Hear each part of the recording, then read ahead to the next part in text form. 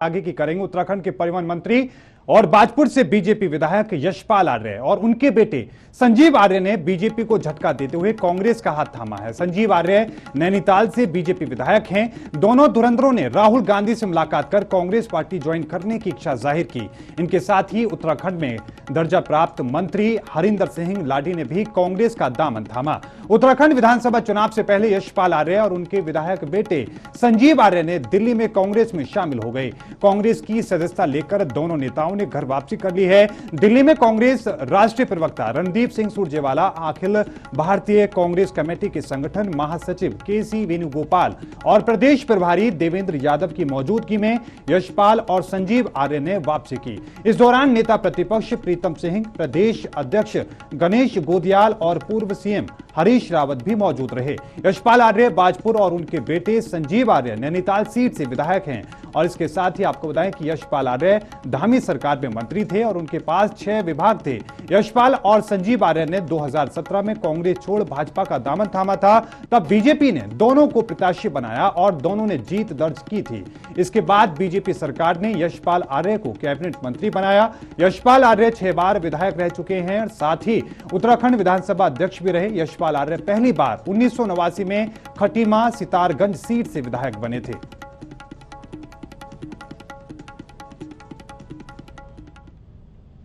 स्थापित करने में उत्तराखंड में पूरे मन से काम करूंगा। कांग्रेस ही एक ऐसा दल है जिसका अपना इतिहास है, त्याग, बलिदान, समर्पण का इतिहास। और लोकतंत्र, अगर कांग्रेस मजबूत होगी तो निश्चित रूप से लोकतंत्र मजबूत होगा। यही सच है। पूरे मनोयोग के साथ काम करूंगा, कोई लालसा नहीं है, कोई लालसा नहीं। जो भी जिम्मेदारी यशपाल आर्य को दी जाएगी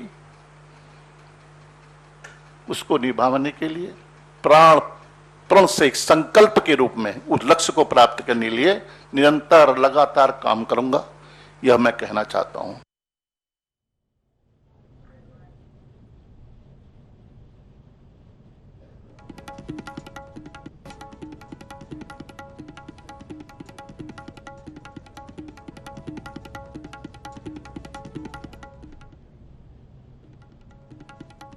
तो विधानसभा चुनाव से पहले बड़ा झटका बीजेपी के लिए, लेकिन साथ में कांग्रेस के लिए एक बड़ी मजबूती के रूप में भी इसको देखा जा रहा है। आने वाले दिनों में और भी इस तरह की तस्वीरें देखने को मिल सकती हैं। तो वहीं यशपाल आर्य के कांग्रेस में आने से कांग्रेस को मजबूती मिली है, बात हरीश रावत भली भांति जानते हैं। इसलिए यशपाल के कांग्रेस में आने के साथ ही हरदा ने साल 2016 के घटनाक्रम का भी जिक्र किया, जब उत्तराखंड में राष्ट्रपति शासन लगा हुआ था। तब यशपाल आर्य ने हरीश रावत के साथ मिलकर कांग्रेस की सरकार को बचाया था। लेकिन उसके बाद कुछ परिस्थितियां ऐसी बदली कि यशपाल कांग्रेस का साथ छोड़कर बीजेपी में चले गए थे।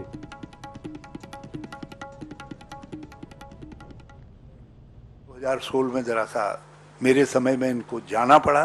वो पारिवारिक कारण थे, कुछ और कारण थे।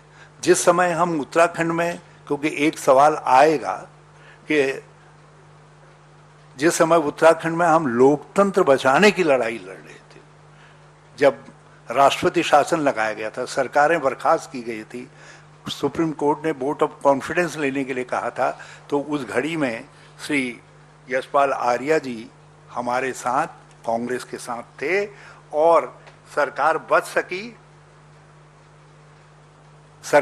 सकी। तो उसमें श्री यशपाल आर्य जी का बहुत बड़ा योगदान था। तो मैं व्यक्तिगत तौर पर भी इनका कृतार्थ हूं कि उन्होंने उस लोकतंत्र बचाने की लड़ाई में हमारा साथ दिया। तो ये बीजेपी को बड़ा झटका है, कांग्रेस के लिए बहुत बड़ी एक सफलता है और ये बात जानते हैं हरीश रावत। यही वजह है कि उन्होंने उनका दिल खोलकर स्वागत किया और उनके साथ में उन तमाम लोगों का जो पार्टी से नाराज होकर चले गए थे, उनका भी स्वागत करने के लिए उन्होंने कहा। साथ में यशपाल आर्य और संजीव आर्य के कांग्रेस में आने के बाद से कांग्रेस को सत्ता में वापसी की उम्मीद और ज्यादा बढ़ चुकी है। नेता प्रतिपक्ष ने भी यशपाल का पार्टी में स्वागत किया और क्या कुछ उन्होंने कहा, सुनते हैं। हमसे बिछड़े जरूर, लेकिन यशपाल आर्या जी कांग्रेस की विचारधारा से ओतप्रोत रहे और जब भी आप मंत्री के रूप में थे, मैं नेता प्रतिपक्ष और प्रदेश अध्यक्ष के रूप में जब संवाद स्थापित करता था तो तब यशपाल आर्या जी लगातार इस बात को कहते थे कि कांग्रेस उत्तराखंड राज्य के अंदर मजबूत होनी चाहिए। और इस परिप्रेक्ष्य में कई बार आर्या जी से बात हुई और अंतोगत्वा आज आर्या जी कांग्रेस परिवार में सम्मिलित हुए। आपका अभिनंदन और हम स्वागत करते हैं। हमसे तो कांग्रेस में शामिल होने के बाद यकीनन कांग्रेस की जो ताकत है वो बढ़ी है और उनकी उम्मीद भी बढ़ी है कि 2022 में एक बार फिर से कांग्रेस की जीत हो सकती है। लेकिन इसके साथ ही जिस तरीके से हरीश रावत ने उनका स्वागत किया और इसके साथ ही नेता प्रतिपक्ष भी उनका स्वागत कर रहे हैं, लेकिन सवाल ये उठ रहे हैं कि आखिरकार उन्होंने इतना बड़ा कदम क्यों उठाया, दरअसल यशपाल आर्य ने फिर से घर वापसी क्यों की? इस सवाल का जवाब हर कोई जानना चाहता है। वहीं उत्तराखंड कांग्रेस के अध्यक्ष गणेश गोदियाल ने इस सवाल का जवाब दिया। अब गोदियाल के जवाब में कितना दम है ये वही जानते हैं। मैं ये बात कहना चाहता हूं कि वो 3 चीजों से बहुत ही आहत थे। नंबर 1 बात, केंद्र सरकार के द्वारा जो सपने दिखाए गए थे पिछले चुनाव में उत्तराखंड की बेहतरी के लिए, अच्छे दिनों के आगाज के बारे में जो सपने दिखाए गए थे, उन सपनों को केंद्र की सरकार ने कहीं भी कोई भी काम उस दिशा की ओर नहीं किया और उत्तराखंड के साथ भेदभाव हुआ केंद्र के द्वारा। वो इससे बहुत आहत थे। वो इस बात से बहुत आहत थे कि उत्तराखंड के गरीब, दबे हुए और शोषित समाज, दलित समाज के साथ उत्तराखंड की सरकार और खास करके जो 3 मुख्यमंत्री बदले, इस दौरान जो भेदभाव होता था, जो कमियां रह जाती थी, उनके विकास के लिए, उनके डेवलपमेंट के लिए, उनके और बेहतरी के लिए जो कांग्रेस के समय में योजनाएं थी, उदाहरण के लिए जैसे छात्रवृत्ति योजनाएं, उन छात्रवृत्ति योजनाओं को धीरे धीरे बंद करने का जो काम हुआ उससे बहुत आहत थे। तो यशपाल आर्य आखिरकार क्यों कांग्रेस में वापस आए, इसको लेकर अलग अलग तरह के कयास हैं, इसको लेकर अलग अलग तरह की बातें कही जा रही हैं। लेकिन जो 3 बातें बताई गई हैं वो ये कि अलग अलग जिस तरीके से कांग्रेस सवाल उठा रही थी कि मोदी सरकार उनके साथ भेदभाव कर रही है, लोगों को जो सपने दिखाए गए वो पूरे नहीं किए गए, इस तरह की तमाम तरह की बातें कही गई। लेकिन यशपाल की वापसी के सहारे हरीश रावत ने एक बार फिर से बीजेपी सरकार को दलित विरोधी करार दिया। हरीश रावत ने कहा कि बीजेपी दलितों का इस्तेमाल हमेशा करती आई है। क्या कुछ कहा, सुनते हैं।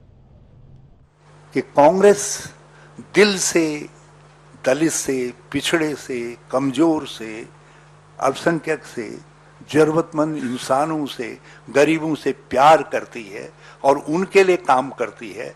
वहां केवल दलित को शोपीस के रूप में इस्तेमाल किया जाता है, उसको दिल से सम्मान नहीं किया जाता है। ये दोनों शाश्वत वैल्यूज हैं।